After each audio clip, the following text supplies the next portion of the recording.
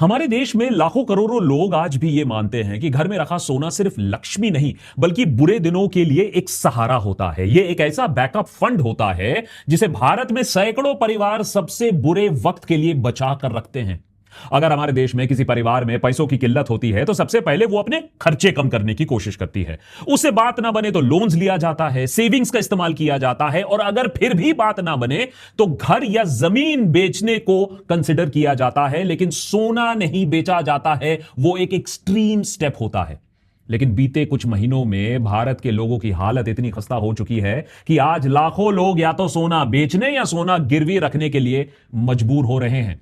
Latest data के अनुसार financial year 2026 के फोर्थ क्वार्टर में लिए गए गोल्ड लोन्स पिछले साल के मुकाबले 115% ज्यादा हो चुके हैं।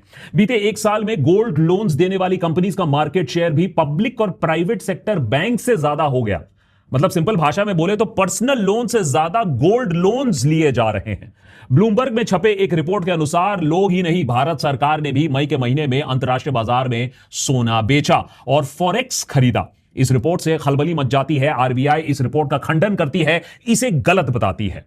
लेकिन आरबीआई ने अभी तक सिर्फ अप्रैल का डेटा रिलीज किया है। मई के महीने की डेटा अगर पूरी तरीके से रिलीज होती है तब सच्चाई सामने आएगी।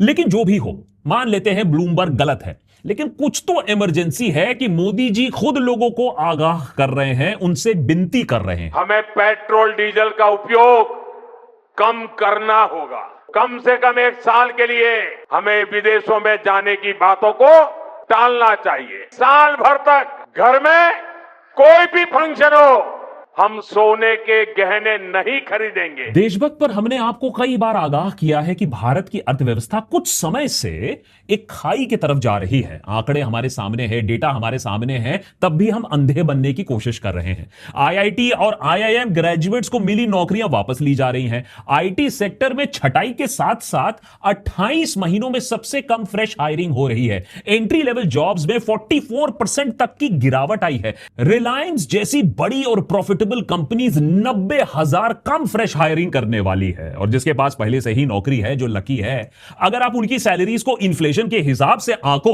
तो आप देखोगे 10 सालों में उनकी सैलरी वहीं की वहीं फंसी पड़ी हुई है या दरअसल घटी है।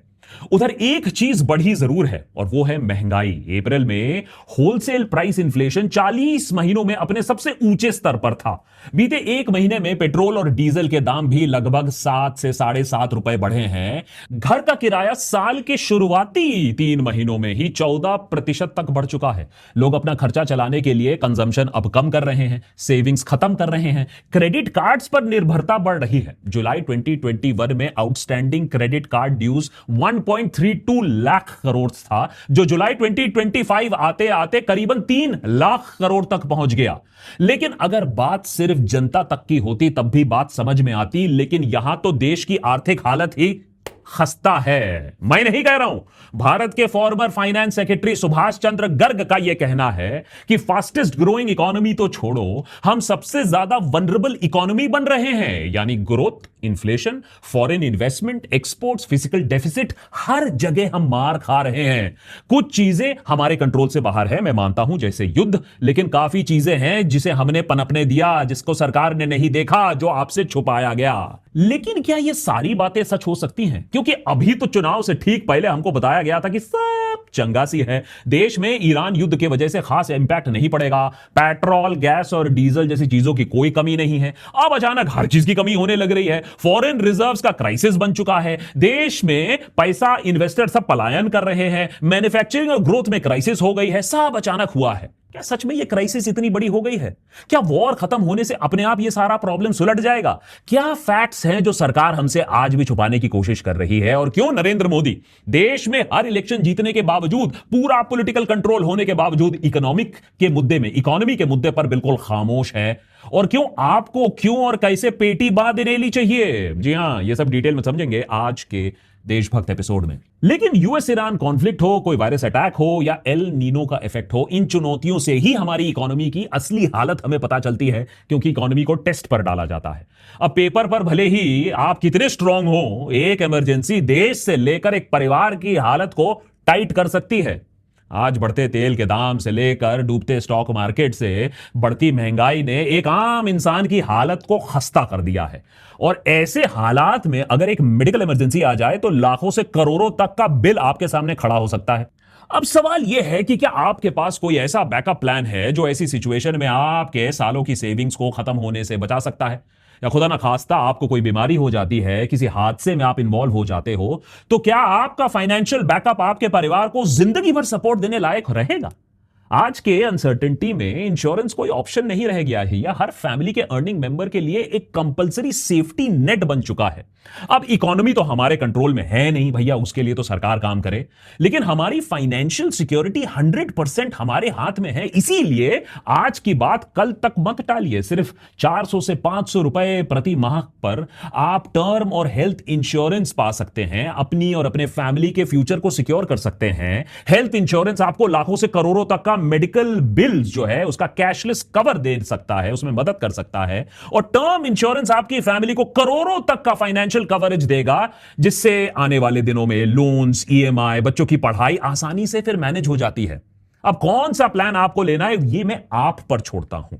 आप डिस्क्रिप्शन में जाकर लिंक को क्लिक करिए, खुद एनालिसिस करिए, प्लान्स को देखिए, अपने लिए बेस्ट प्लान चूज करिए, लेकिन वक्त रहते यह काम करिए और सेफ रहिए। इस एपिसोड को रिकॉर्ड करते वक्त दिल्ली में पेट्रोल 102 रुपए प्रति लीटर पार कर चुका है, कोलकाता में 113 रुपए प्रति लीटर। अब तेल के दामों का ओवरऑल इन्फ्लेशन के साथ क्या कनेक्शन है यह सब जानते हैं। तेल महंगा होगा तो ट्रांसपोर्टेशन कॉस्ट बढ़ेगा और इसका असर लगभग हर चीज पर आपको दिखने लगेगा कुछ ही हफ्तों के अंदर। चलिए, इसकी जिम्मेदारी तो हम यूएस ईरान युद्ध पर फोड़ देते हैं, लेकिन हमारे देश में इन्फ्लेशन तो तेल के दाम बढ़ने से पहले ही 40 महीने के हाई पर है। होलसेल प्राइस इंडेक्स या डब्ल्यूपीआई अप्रैल के महीने में 8.3% पर था। फ्यूल और पावर डब्ल्यूपीआई 24.71% पर था। होलसेल से रिटेल तक पहुंचने में 6 से 8 हफ्ते का समय लगता है। मतलब अप्रैल के 8.3% डब्ल्यूपीआई का असर आम कंज्यूमर्स तक जून और जुलाई तक आपको दिखने लगेगा। और अब तो इसमें बढ़ती फ्यूल प्राइसेस का प्रेशर और ऐड कर दो, क्योंकि यूएस ईरान युद्ध अभी खत्म होने का नाम तो नहीं ले रहा है। क्यों? हमने आपको इस एपिसोड में समझा दिया था। अगर यह बैड न्यूज काफी नहीं है तो जून जुलाई के महीने में एक और चीज हमारी इकोनॉमी पर साया डाल रही है, और वो है अनफॉर्चुनेटली मॉनसून। आईएमडी ने इस साल के मॉनसून का फोरकास्ट डाउनग्रेड किया। पहले 92% ऑफ लॉन्ग टर्म एवरेज का प्रेडिक्शन रखा गया था, उसे घटाकर 90% कर दिया गया है। आईएमडी खुद कह रहा है कि 90% से कम अगर रेनफॉल हुआ तो हम डेफिसिट मॉनसून में चले जाएंगे। डेफिसिट मॉनसून की प्रोबेबिलिटी अब 60% हो चुकी है। आमतौर पर कमजोर मॉनसून का मतलब होता है खराब फसल, खराब फसल का मतलब होता है रूरल इनकम कम। जब रूरल इनकम कम हो जाएगा तो रूरल डिमांड यानी ट्रैक्टर, मोटरसाइकिल, एफएमसीजी हर चीज पर असर पड़ेगा। ब्लूमबर्ग की एनालिसिस कहती है कि रूरल डिमांड पर डिपेंडेंट जो कंपनीज हैं जो रूरल सेगमेंट को केटर करती हैं, इस साल ऑलरेडी अर्बन फोकस स्टॉक से 7% पॉइंट अंडर परफॉर्म कर रही है। मॉनसून की वजह से हालात और भी बिगड़ सकते हैं, लेकिन सबसे बड़ी आयरनी इस बात में छुपी है कि अगर मॉनसून कमजोर होता है तो फर्टिलाइजर की जरूरत बढ़ जाएगी, और ईरान वॉर की वजह से फर्टिलाइजर की सप्लाई पर पहले से ही जबरदस्त इंपैक्ट पड़ चुका है। युद्ध हजारों किलोमीटर दूर हो रहा है, मार भारत को झेलनी पड़ रही है। अब अगर मॉनसून कमजोर रहा और फर्टिलाइजर डिमांड बढ़ा तो प्रेशर सिर्फ किसान पर नहीं रहेगा, किसान तो बेचारा पिसता ही रहता है। प्रेशर सरकार के खजाने पर भी पड़ेगा। सब्सिडी बिल बढ़ेगा, इंपोर्ट बिल और बढ़ेगा। एक्सपोर्ट्स के नाम पर हम बाबा जी का ठुल्लू ही कर रहे हैं, कोई खास बढ़ नहीं रहा है। मेक इन इंडिया की सच्चाई क्या है सबको समझ में आ चुकी है। फोटोएं खूब खींची हैं, लेकिन जमीन पर ज्यादा कुछ नहीं बदला है। दुनिया कोई हमसे प्रोडक्ट खरीदने के लिए भीख नहीं मांग रही है, दौड़ नहीं रही है। कटिंग एज टेक्नोलॉजीज पर हमने ध्यान इतने सालों से नहीं दिया है, इसीलिए आज ताइवान और साउथ कोरिया जैसे छोटी इकोनॉमीज की शेयर मार्केट हमारे विशाल देश के शेयर मार्केट से ऊपर चली गई हैं, और हम थर्ड लार्जेस्ट जीडीपी के सपने देखते रह गए, 6th जीडीपी पर अब पहुंच चुके हैं दुनिया भर में। और जिस चीज की बात मोदी सरकार कभी नहीं करती है, आपकी और हमारी बात, आपके और हमारे बटुए की बात, पर कैपिटा इनकम यानी औसतन आमदनी। भारत की नॉमिनल जीडीपी पर कैपिटा है $2,813। यह हमें 147th रैंक पर लाकर खड़ा करता है दुनिया भर में। कहां थर्ड लार्जेस्ट जीडीपी के सपने आपको दिखाए जाते हैं, हकीकत यह है कि हम 147th रैंक पर बैठे हैं और हम कीनिया से कंपटीशन कर रहे हैं। जी हां, कीनिया हमारे नीचे है। कीनिया का पर कैपिटा इनकम है 2710, वो 148 रैंक पर है। माने हम कीनिया से $100 ज्यादा कमाते हैं औसतन। कमजोर रुपया, महंगा तेल, बढ़ते इंपोर्ट्स, अनसर्टेन मॉनसून, बढ़ती इन्फ्लेशन, सरकार जिसने इलेक्शन पर फोकस किया, इकोनॉमी पर नहीं। कड़वा सच तो यही है कि इन मुद्दों पर बहुत पहले, बहुत साल पहले सरकार को काम करना चाहिए था युद्ध स्तर पर। लेकिन सरकार और गोदी मीडिया ने आम लोगों से ये सारी बातें, ये इमरजेंसी छुपा कर रखी। पर जो इन्वेस्टर्स हैं, जिन्होंने पैसा लगाया, उनकी नजरें इस डेटा पर था, उनको इन चीजों का संज्ञान था। इसीलिए आज रिकॉर्ड लेवल पर इन्वेस्टर्स अपना पैसा हमारे देश से बाहर खींच रहे हैं। 2026 में $30 बिलियन फॉरेन पोर्टफोलियो इन्वेस्टर्स ने बाहर खींच लिया। जब निवेशकों ने 2022 में पैसा बाहर निकालना शुरू किया था, ट्रेंड हमें नजर आने लगा था। सरकार को तभी एक्शन लेना चाहिए था। ये जो स्टॉक ट्रेडिंग पर ये जो बेफजूल के टैक्सेस लगा के रखे हैं, इकोनॉमिक पॉलिसीज को इंप्रूव करना चाहिए था, ईज ऑफ बिजनेस पर ध्यान देना चाहिए था। ये जो पूरा फ्रॉड हो रहा है, ये जो पूरा एक्सटॉर्शन चलता है बिजनेसमैन का, उसको रोकना चाहिए था। निवेशकों के साथ बैठकर उनकी प्रॉब्लम्स को समझना था। लेकिन निर्मला ताई ने क्या किया? उल्टा। FPIs may come and go, but today Indian retail investors have proven that even if they come and go, any shock that may come is now taken care of because of the shock absorbing capacity the Indian retailer has brought into Indian market. बेचारा domestic investor पिछले कुछ सालों से tax भी भर रहा है, SIP भी दे रहा है, म्यूचुअल फंड में भर भर कर शॉक अब्जॉर्बर का वो काम कर रहे हैं। लेकिन अब वो शॉक अब्जॉर्बर भी टूट रहा है। पहली बार अब ऐसा हुआ है म्यूचुअल फंड में नए अकाउंट्स खुलने, जो एसआईपी जो हैं, नए अकाउंट्स खुल कम रहे हैं, बंद ज्यादा हो रहे हैं। ये इंडिया की ग्रोथ स्टोरी पर, यानी फॉरेन इन्वेस्टर तो छोड़ो, देश का इन्वेस्टर भी अब यकीन करना थोड़ा कम कर रहा है। फाइनेंशियल ईयर 2026 में पहली बार ऐसा हुआ है कि भारत की एक भी कंपनी दुनिया के टॉप 100 कंपनीज में आपको नहीं मिलेगी। बड़ी शर्म की बात है।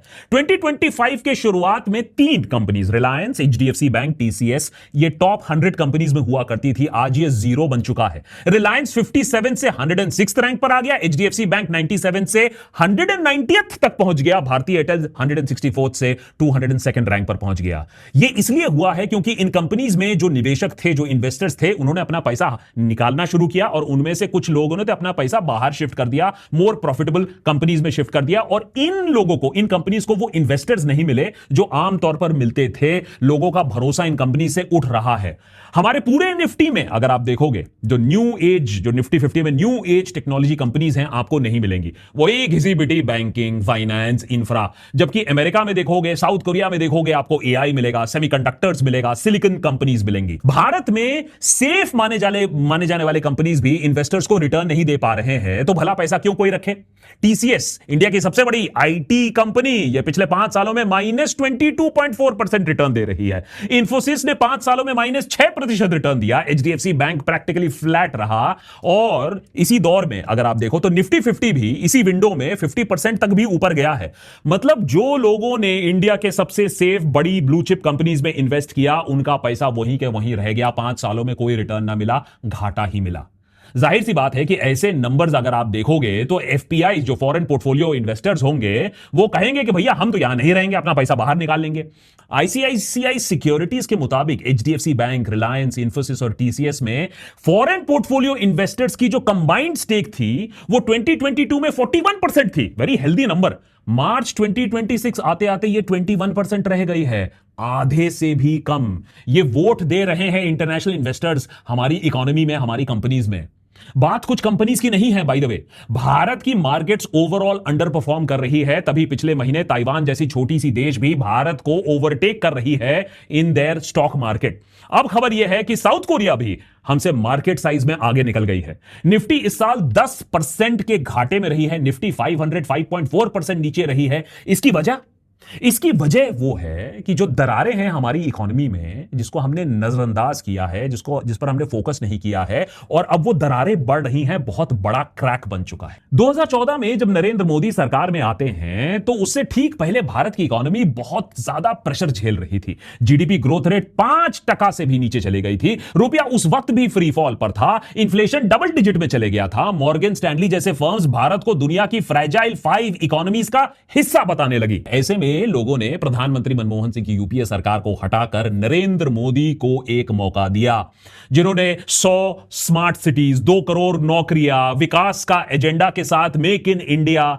ये सारे जो स्कीम्स की बात की थी, लोग बहुत ही ज्यादा उम्मीद रख रहे थे उनसे। लेकिन आज 12 सालों के बाद देश को फ्रेजाइल 5 से बाहर निकालने की जगह सरकार देश को वनरेबल 1 की कैटेगरी में डाल रहा है।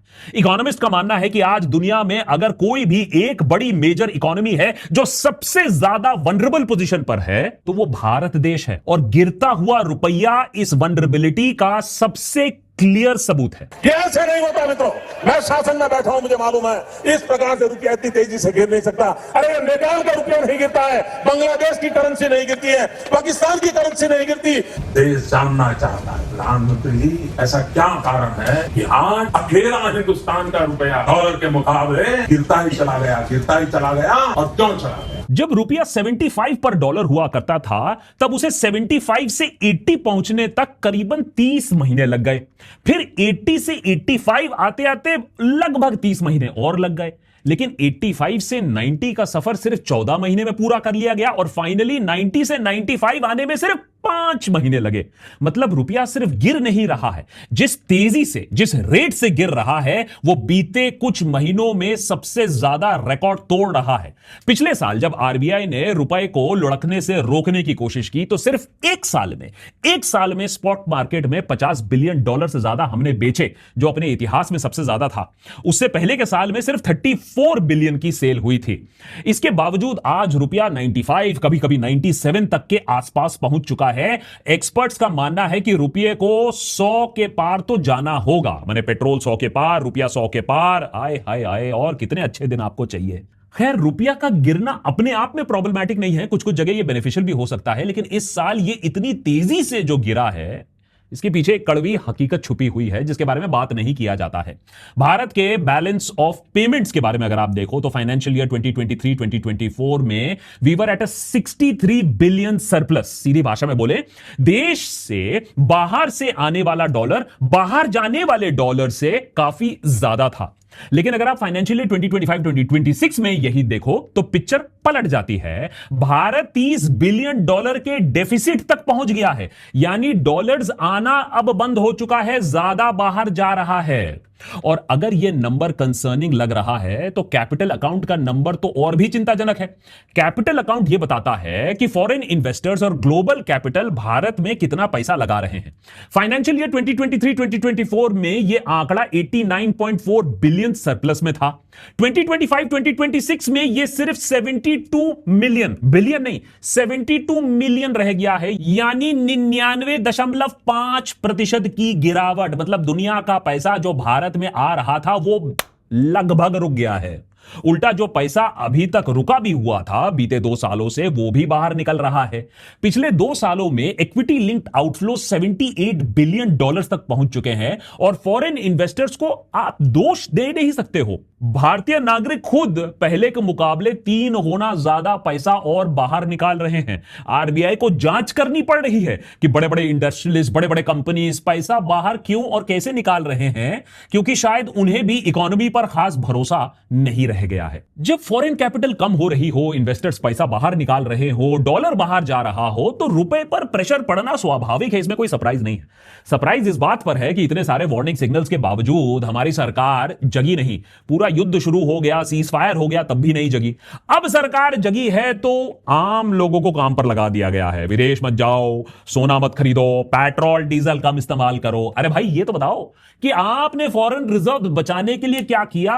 आपका लॉन्ग टर्म प्लान क्या रहा है? इतने सालों से कर क्या रहे थे? मटन, मुगल, मंगल सूत्र, मियां, मछली, मस्जिद, इस सबसे छुटकारा मिलेगा तब तो प्लानिंग करोगे ना। देशभक्त पर हमें अलग अलग किस्म की मार पड़ती है। पहले मार पड़ती थी, पहले के जमाने में, कि हम झूठ बोलते हैं, हमारे फैक्ट्स गलत हैं। फिर मार पड़ने लगी कि हमें फंडिंग कहां से मिलती है, यहां से मिलती है patreon.com/देशभक्त। फिर बोला अच्छा ठीक है, फंडिंग तो ठीक है, इतना नेगेटिव बातें करनी क्या जरूरत है, कुछ पॉजिटिव बातें करो। आज लोग कहते हैं कि अच्छा ठीक है, तुम्हारी बातें तो सही हैं, लेकिन सोल्यूशन भी तो हमें बताओ। तो मैं कहता हूं भाई, सोल्यूशन भी हम बता दें, प्रॉब्लम भी हम बता दें, तो छप्पनेश्वर क्या करेंगे, ताई क्या करेंगी? डेटॉल से मुंह साफ कर दो भैया। देखा आपने? अरे सरकार प्रॉब्लम माने तब तो हम सोल्यूशन की बात करें। अगर सवाल पर ही इतने तेवर हो गए तो सोल्यूशन कैसे ढूंढोगे? प्रॉब्लम यह है कि हर प्रॉब्लम को छुपाया जाता है। तेल के दाम को इलेक्शन तक फ्रीज कर दिया जाता है, आंकड़े खराब होते हैं तो छुपा दिया जाता है, उनमें गणित कर दिया जाता है, कोई सवाल पूछे तो उस पर टैग चिपका दिया जाता है। लेकिन जो आर्थिक सच्चाई है ना, वो इलेक्शन नहीं है। आर्थिक सच्चाई को आप फिक्स नहीं कर सकते हो, उसके लिए कोई ज्ञानेश नहीं है आपके पास। आंकड़े तो बाहर आएंगे ही, और जितनी देर से आएंगे उतना करारा चाटा पड़ेगा, उतनी तेजी से वो सामने आएंगे। देश के प्रधानमंत्री लोगों को फॉरेक्स बचाने की अपील कर रहे हैं, यह अपने आप में शर्म की बात है। कल तक थर्ड लार्जेस्ट इकोनॉमी बनने के सपने दिखाए जा रहे थे, विश्व गुरु बनने के दावे किए जा रहे थे, आज विदेश ना जाने की भीख मांगी जा रही है। चलो, कहीं ना कहीं सरकार ने माना तो है कि संकट की घड़ी तो आ गई है। तो अगर सरकार यह बात मान लेती है तो सोल्यूशन की बात कर लेते हैं, और सोल्यूशन वैसे बहुत है। मैं आपको 5 ऐसे ही दे देता हूं जिसे लो हैंगिंग फ्रूट कहते हैं, जिससे सरकार कल ही इनिशिएट कर सकती है। सबसे पहले तो ये जो फिजूल फर्जी की ये जो टैक्सेस लगा के रखे हैं, आप इसको कम करिए। Long term capital gains tax, security tax, फलाना डिमका टैक्स, इसको सब कम करो। इससे क्या होगा, फॉरेन पोर्टफोलियो इन्वेस्टर आकर सोचेगा चलिए मुझे टैक्स की मार तो नहीं लगेगी, रुपया कमजोर हो रहा है उसकी मार तब भी लगेगी, लेकिन कोई आएगा शायद हमारे देश में वापस। नंबर 2, ऑल पार्टी मीटिंग करो। बोलो कि कोई भी पार्टी कल से रेवड़ी डिक्लेयर नहीं करेगी। सोशल वेलफेयर स्पेंडिंग हो सकती है सारे पार्टीज की सहमति के साथ, लेकिन कोई भी प्री इलेक्शन रेवड़ी नहीं दी जाएगी। देश का बट्टा बैठ रहा है इसकी वजह से। Number 3, ease of doing business को सिर्फ आंकड़ों पे मत रखो। ये जो फास्ट ट्रैक अप्रूवल है, ये जो जीएसटी में धांधली है, लेबर रिफॉर्म्स है, लैंड एक्विजिशन ट्वीक्स है, ये जो लिबरलाइजेशन है जो दूसरे सेंसिटिव सेक्टर्स में है, इंश्योरेंस सेक्टर को खोलना, ये सारी चीजें आप कर सकते हो अगर आप ऑनेस्ट हो इन सब चीजों को लेकर, अगर आप मानते हो कि देश में भर भर के करप्शन अभी चल रहा है। नंबर 4, भारत की लॉजिस्टिक्स कॉस्ट अगर आप देखो तो जीडीपी का 14% बनता है। चाइना में ये 10% है, ग्लोबल एवरेज 8% है। तो अगर आप सिर्फ इस चीज पर फोकस कर लो कि मुझे लॉजिस्टिक्स जो कॉस्ट है उसको कम करना है, एक्सपोर्ट्स अपने आप बढ़ना शुरू हो जाएंगे। नंबर 5, इन सब के ऊपर जो लोग काबिल हैं भारत से बाहर शिफ्ट कर सकते हैं, वो जो परेशान होकर देश छोड़ रहे हैं उन्हें बाहर जाने से रोको। अगर आप फाइनेंशियल ईयर 2024 की आप बात करो, 4300 से ज्यादा अल्ट्रा वेल्दी इंडिविजुअल्स देश छोड़कर बाहर चले गए, $5 बिलियन संपत्ति अपने साथ ले गए। 2025 के आंकड़ों की बात करें, 3500 मिलियनेयर्स बाहर गए हैं। बोला जा रहा है $25 बिलियन, लेकिन याद रखिए कि यही लोग इंप्लॉयमेंट भी जनरेट करते हैं। तो यह देश की धरोहर है जो हम बाहर फेंक रहे हैं। लेकिन जो सरकार एडवाइस पर नहीं, एरोगेंस पर चलती है, उसे ये सारे सॉल्यूशंस देने से कुछ होगा नहीं। RBI, economic adviser, regulator, YouTuber नहीं, पूरे सिस्टम्स बने हुए हैं देश को चलाने के लिए। पॉलिटिशियन पॉलिटिक्स सोचता है, और जो इंस्टीट्यूशंस होते हैं वो देश के बारे में सोचते हैं, पॉलिसी बनाते हैं, 10 साल 20 साल इन फ्यूचर सोचते हैं। लेकिन प्रॉब्लम यह हो गई है कि आज हर इंस्टीट्यूशन पर सरकार कब्जा बनाकर बैठी हुई है, और 10-20 साल के बारे में कोई नहीं सोचता है। ऑप्टिक्स के बारे में सोचा जा सकता है, क्विक फिक्स सॉल्यूशन के बारे में सोचा जा सकता है, टेम्पररी दिखा दो कि सरकार जीत रही है, लॉन्ग टर्म गया तेल लेने। और यही हमारी इकोनॉमी की सबसे बड़ी अभी दिक्कत बन चुकी है कि कोई लॉन्ग टर्म प्लानिंग नहीं है। जब तक आप इसको नहीं ठीक करोगे, जब तक सरकार अपनी गलती नहीं मानेगी, तब तक कुछ नहीं होने वाला।